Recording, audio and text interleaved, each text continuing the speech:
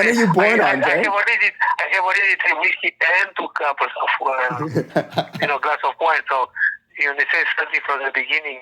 Okay, shoot. Okay, listen. So when were you born exactly? I was born in Bucharest, in Romania, in 1955, which is 10 years after the Russians, introduced communism in Romania.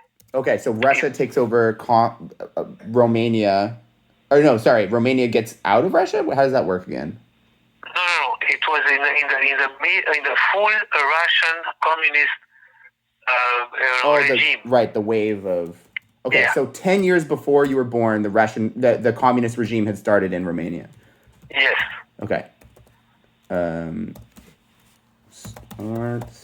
Okay, and is that Ceausescu right away, or is that Ceausescu's a second sort of? Ceausescu was the second one. He arrived in 65, 67. Okay. So I was already, Okay. He was born in 1955. Are you okay? Shoot. Yeah. 65. Yeah, I'm good. Sorry, maybe I should just be. I'll review it after. Okay, so you're born. Do you have anything prominent from your childhood? I was thinking kind of up to high school. I feel like your university experiences are pretty profound. I know that you wanted to be a doctor. Yeah, but we all have different, you and Olivia and everybody else. Yeah. When you are young, you don't know what you want to be. Yeah, So you want to be a doctor, and then you want to be a lawyer, and then you want to be a grave digger. By the way, when I was a kid, anyone might to notice totally being under Soviet influence. When I was a kid, I wanted to be a soldier in the Red Army. Oh shit. Yes, actually, my mother was very proud of me, and she actually registered that declaration of love for the Soviets. Wow, that's very patriotic of you, Andre. Yeah, well, it was propaganda. If you're if you feed in the school, everybody that the beautiful heroes of saving the humanity. Sure. So that was my first. Wow. Okay, so going up to that, I know that in the early years was when you got the X-ray technician stuff done. Is that correct? Yes. So was that out of high school that you kind of did that? Yes. Okay. Straight from the high school, yeah. So straight from high school, you went to X-ray technician. Yes. And you finished that, and did you practice as a? Yes. I finished and I practiced. Yeah, absolutely, yeah. And then you practiced as an X-ray technician in Romania for a little bit, I'm assuming. Yes. While I was trying to get in the theater actors academy. Okay, so you were applying for the theater program while being as an X-ray technician at the same time. Yes. And then I'm also fuzzy on that. So you get into the film theater program. Institute, yeah. The institute. What was the institute called? It's called Institute of Theatrical Arts and IATC, Institute of Theatrical Arts and Conservatory of Theatrical Arts. Conservatory of... Okay. Yeah. Theoretical art. And, they have different sections. Acting, directing, cameraman. Right. And the famous section that I was in love, which was the critique, of theater and cinema. Right. Yeah. Beautiful profession. Yeah. You know what's so ironic about this too is this class is a film class. So it's film studies on the diaspora of it's all these Indian Toronto come from India and now live in Canada, and all these filmmakers, Canadian Indian filmmakers, and we're watching all of these films. So it's pretty funny that it falls under that film critique. Yeah. Okay, I won't sidetrack us though. Okay, so anyway, you're right. So from X-ray and medicine, we end up in this film studies. Mm-hmm. And from film studies, abruptly the communist dictator pushed me to said, we don't need film study professionals. You do whatever you fucking want. Mm. Okay, but this was so you were drafted. Is that not correct? Didn't you have to go through a certain amount of military? Yes. So it goes, you got into this program, but then needed to go to, was it, The army. did you need to go to the army in order to go to this program? Or, Drafted by who? Yes. okay. Yes. So that was one of the conditions of going to this program, was taking a Yes. year of like basic training? Yes. Okay. And while I was there, they decided, okay, no more Right. film studies. Motherfuckers. Basic training. So no more film studies, and this is when you decide to go into Chinese literature. Well, I was lost, I could choose Arabic, or I could choose, Iranian studies, or, I choose out of pain and out of disappointment. Right. And I said, what the fuck, if I cannot do what I want to do, I'm going to do something so crazy that nobody, Right, because So, the yeah. decision was that because the film critique isn't necessarily useful to this communist government, they're going to get rid of it. Exactly. So you They were did like, what get the it- fuck They is get the- rid of it, yeah. Right, Of course. right. What was there the language that you were drawn to in particular? Like you said, I don't know, what were the other languages? Arabic. It was random. I never thought about Chinese. It was I decided to choose the most exotic possible. Yeah. Hmm. Also, I was influenced by the fact that Chinese studies have only four Other slots in the study. We are just 5 students altogether. You like the small classes? Yes, don't you? Yeah, it's true. I'm down with it. You get you go to know everybody, and and It's true. I have You have very discussions and strong relation with my 5 female students. I And might my leave that two- one out. And my 2 female teachers, Chinese from China teachers, so it's a very intimate environment. Sounds like good times. And that's too much whiskey already. Anyway, It's all good. I'll leave that part out, Andre. Don't you worry. okay. So Keep going. you went and then did you get to a master's? That was a master degree, yeah, of course. Okay. It was for 5 years, yeah. Okay. So did I you did go study. straight into the master's, or did you have to do an undergrad in? No, in Romania, like Argentina, like in France, it's Okay. Okay. Yeah. So you had essentially you had an undergrad, and therefore you went straight into a master's. yes. Okay. Okay. So then you finish the master's, and then this is when you leave after you're done the master's. Is that correct? Yeah. Okay. And I yeah. while I was about to finish, I applied to immigrate, to run away from the communist country. Okay. So it was you that applied. I did apply, yes. Okay. And do you apply to the Israeli government essentially? Yes. And then I can Ceausescu. mention that, but I don't think you have to mention that in your course there. The- My dream was to be an Israeli spy in China. yeah. No, I remember. That was my. Come on, that's gold right there, Andre. That's the good stuff. That's my little fantasy. That I always cry about that.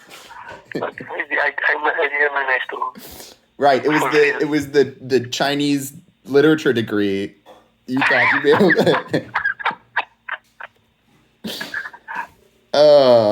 Okay, and then so the Ceausescu government has a policy that if the Israelis want to be able to accept any Jewish people into the country, then they're going to have to pay for each 10,000. 10,000 for each of those Jewish people. 10,000 per head of Jew. Jesus. And the Israeli government was just okay with doing this? They were trying to just spree on as many. Absolutely, totally. I suspect they proposed that. What's that? I think the Israeli proposed to Ceausescu, and Ceausescu was eager to and willing to Right. collect What 10,000 what? Was it $10,000? dollars. Dollars. Yeah. It was the same with Germany. Germany was paying Ceausescu $10,000 for every Romanian German origin Really? person. Yeah. The Ceausescu was selling cold blood all his citizens like slaves, basically. Wow. So I'm guessing like the Israeli government essentially had a policy that was, we're trying to get as many Jewish people to come to Israel as possible. Most countries, it would have been free for them to come and immigrate, and yet Ceausescu's got his people, and he's like, no, you're going to have to pay for anyone that wants to go there. Exactly. But I suspect that the Israeli government was doing that with Russia and with the Czech Republic and with Poland. Right. There's a bunch of places just trying to make a quick buck. Yeah. Okay, I hear you. Okay, so then you get to Israel. Yeah. And how long were you in Israel for again? 2 disappointing years. 2 disappointing years? The key word is disappointing, yeah. Did you not meet the love of your life in Israel, Andre?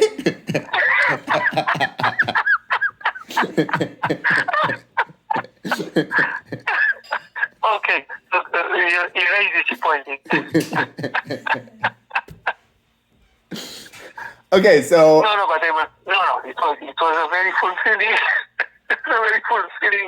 And it was... years, but... Okay, but go on. Sorry. I couldn't fulfill my dream of being a spy. Yeah, right. For hence the disappointment. Okay, let's put it this way. Yeah, I met my future wife, but I was disappointed with Mossad.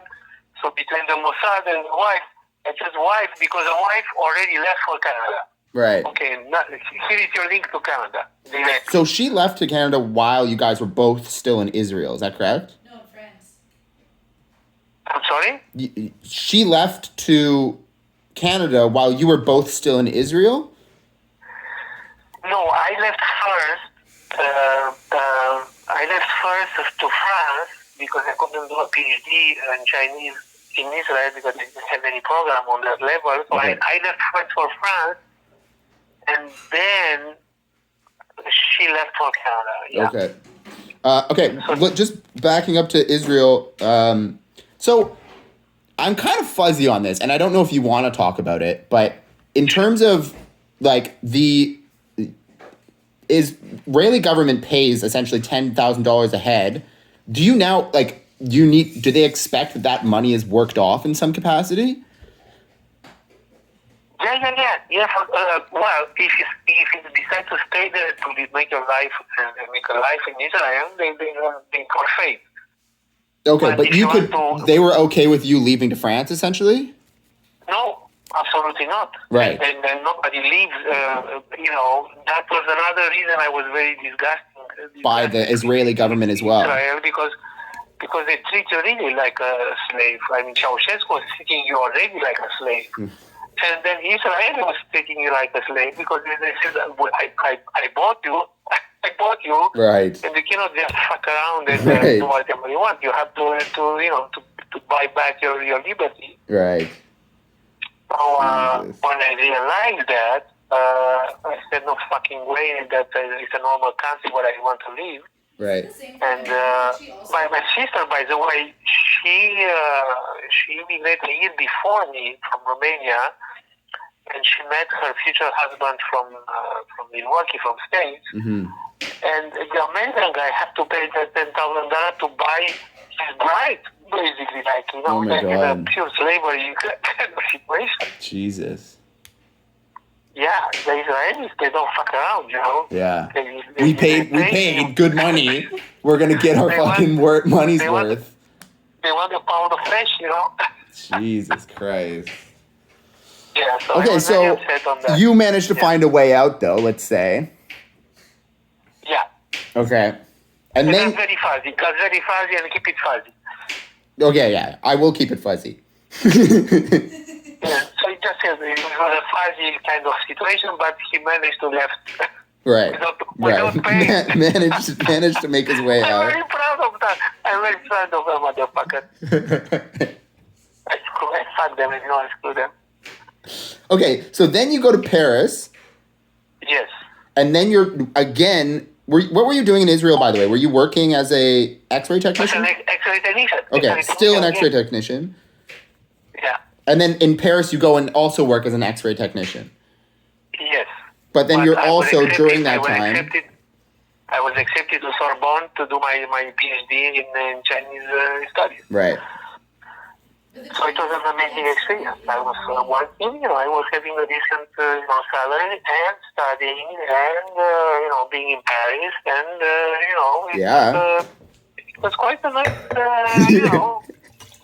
It could be worse, honestly. I would have stayed there, besides that,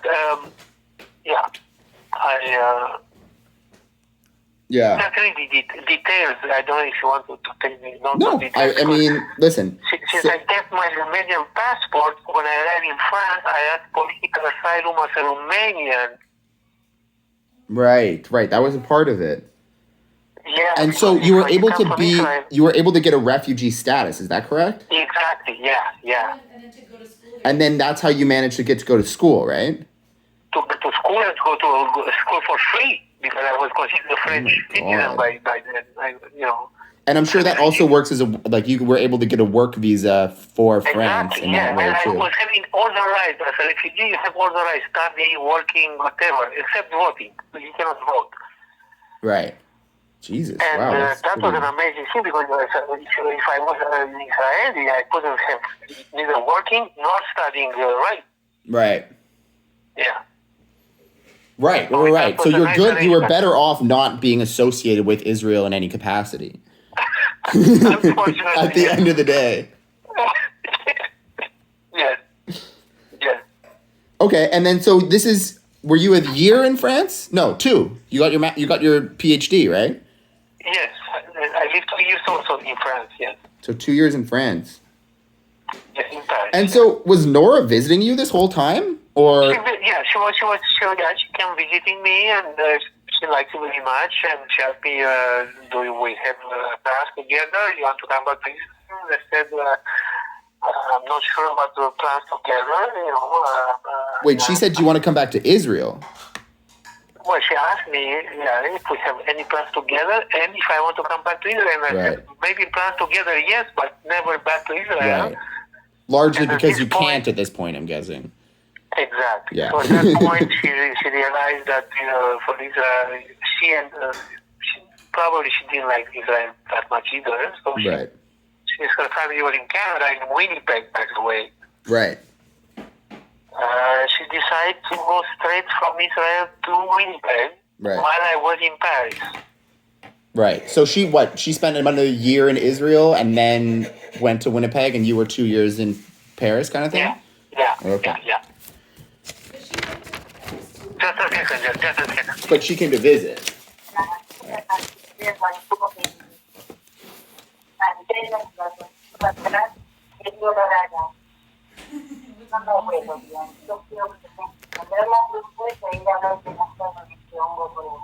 What?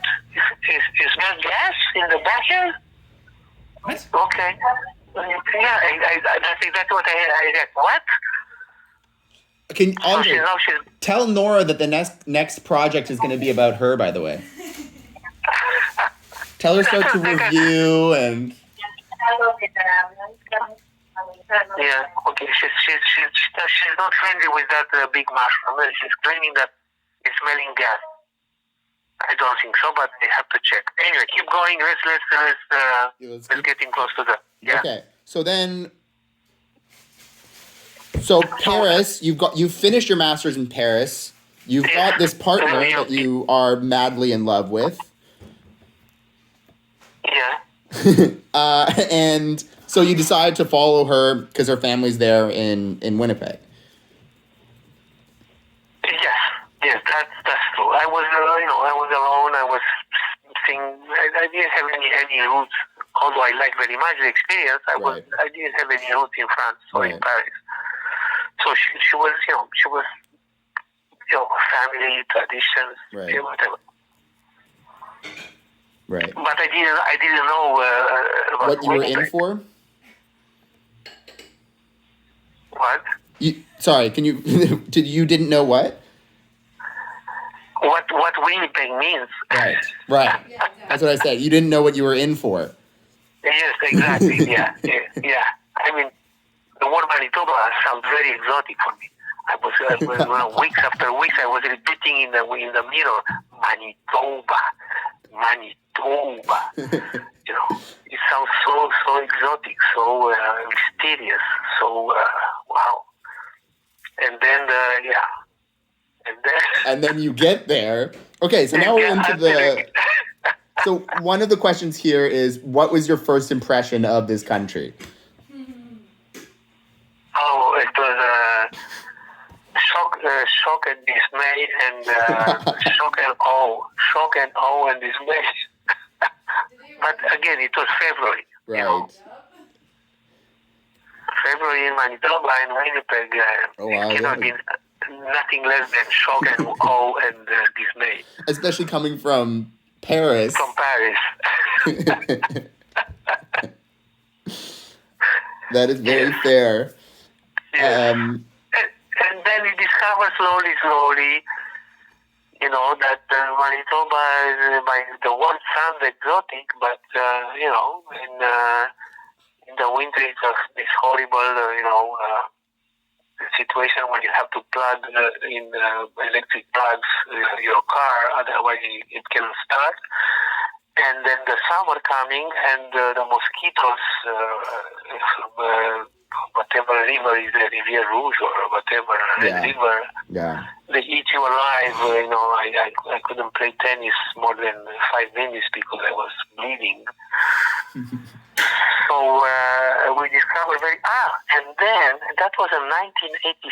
I discovered personally, and with very much pain, that they even don't have the concept of espresso in the whole city.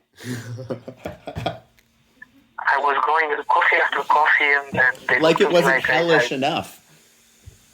I mean, un petit espresso, s'il vous plaît.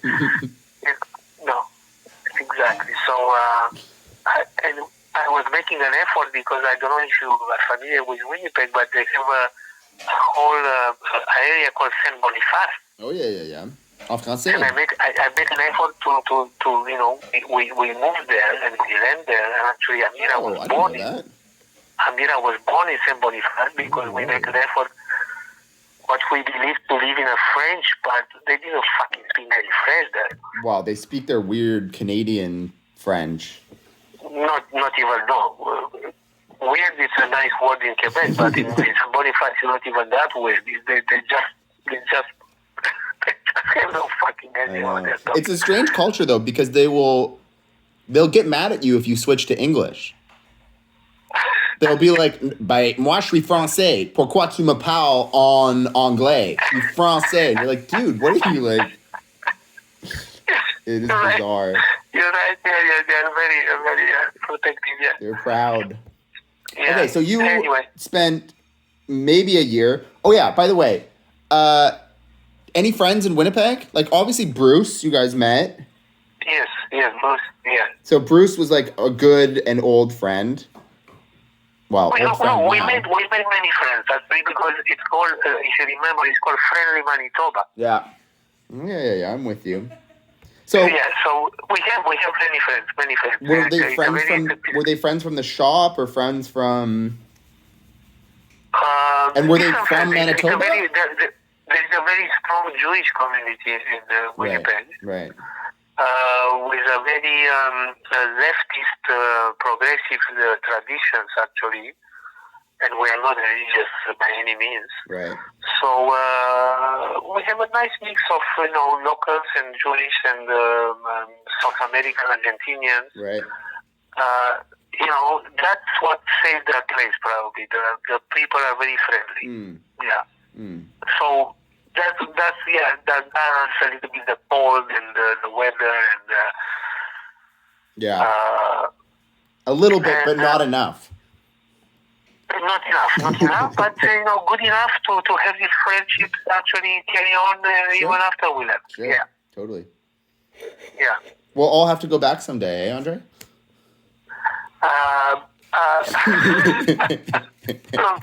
Don't push it. You go there, man, because you have family.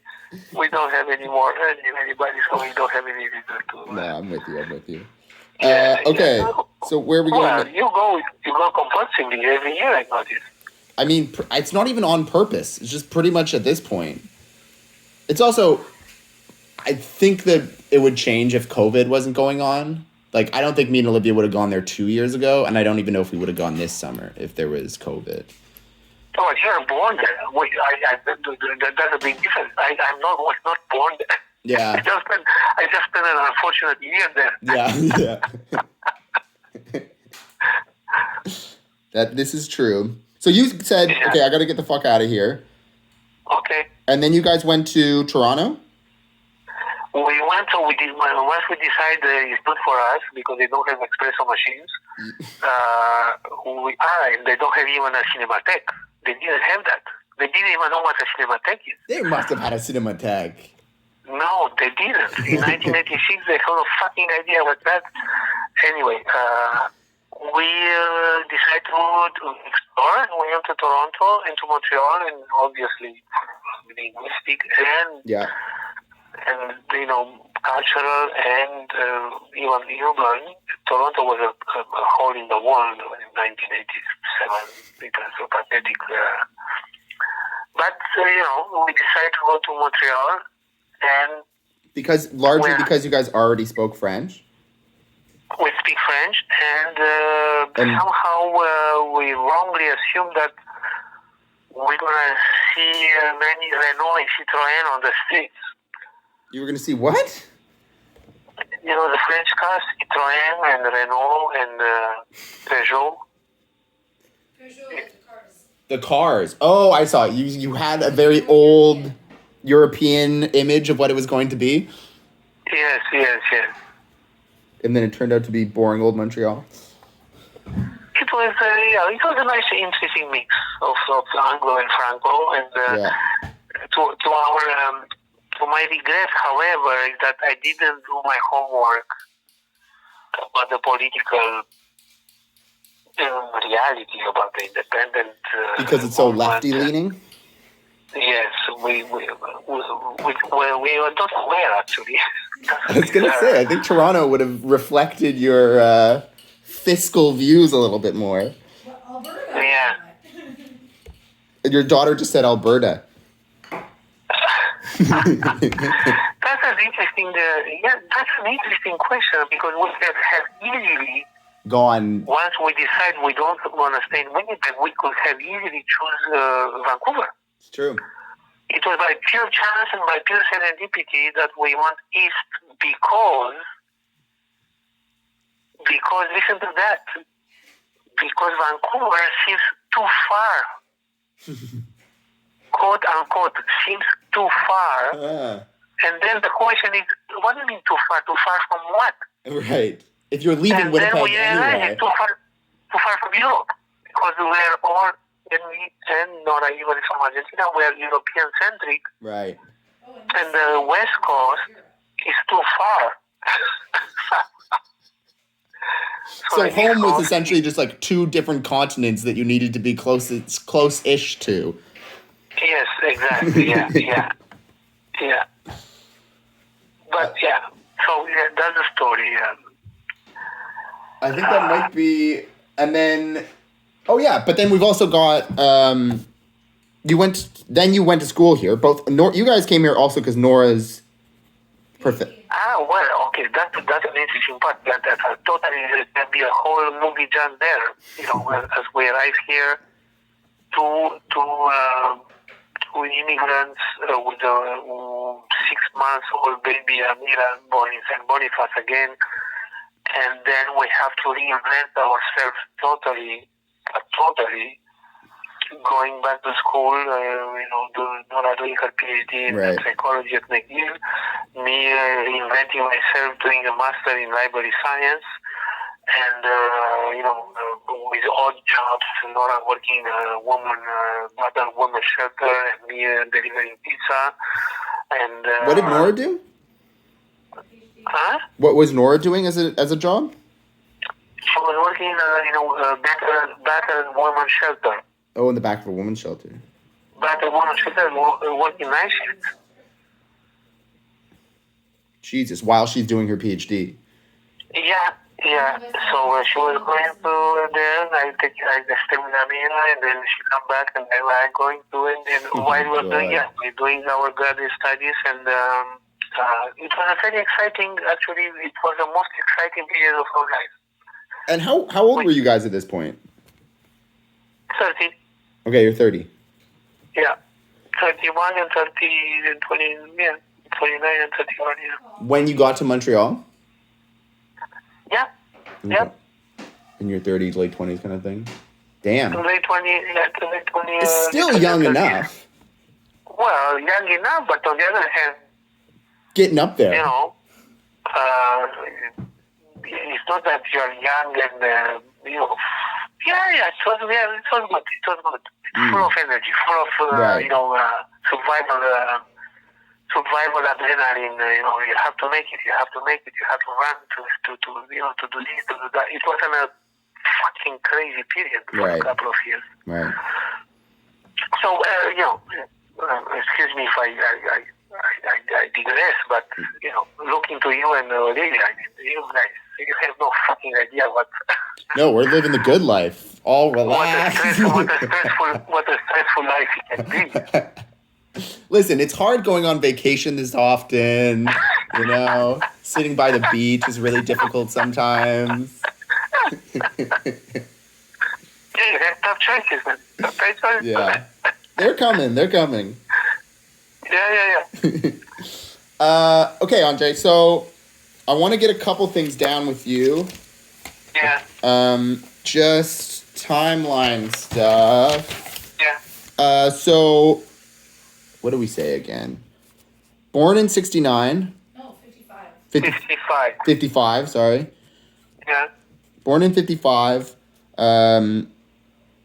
What's maybe a good... First immigration 82. So 82 was to Israel. Yeah. Second immigration 84. 84 to Paris. Third immigration 86. 86. Fourth So immigration. 86 and maybe. And we can consider the fourth immigration from Winnipeg to Right. Quebec, which is can be it can be considered an immigration. So 87 kind of thing. Yeah. Jesus Christ. Yeah, that's quite the journey. I can agree with you. Okay, and then maybe just one last thing. Let me see. Okay, well, maybe I'll ask a couple of these questions. So, Yeah. which is one of the defining moments that made Canada feel like home? Maybe that's, I don't know if you like that question. You can just say fuck Yeah, that's a good question. It's definitely in Montreal. There are quite a few defining moments. I think after we finished our graduate studies, we felt that we, you know, and we find immediately work, and we were, yeah.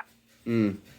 Once we finished studies. Well, I mean, Once, it's like you guys said, you had to reinvent yourselves, and I guess finishing those graduate studies was kind of that. yeah, we invested. You know, we Right. took a bet. We took a gamble. We invest, and we felt that it's a good place to invest. And then it was a good investment, and we feel rewarded.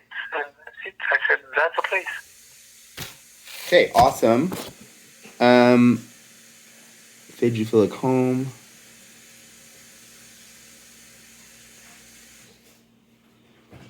I don't know. How much of the history of this nation do you know? Like, what is your feelings towards Canada, I guess, in general? Well, we love Canada. We love Canada because you know, it's a nice balance between really wild capitalism like in America and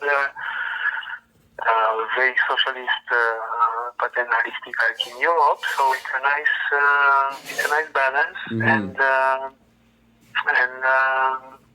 yeah, there are, you know, friendly people, friendly policies, friendly, and make a life here, and our children are born here, and that's it. Perfect. That's Yeah. word Yeah. up. And then I guess one last question more that I would ask.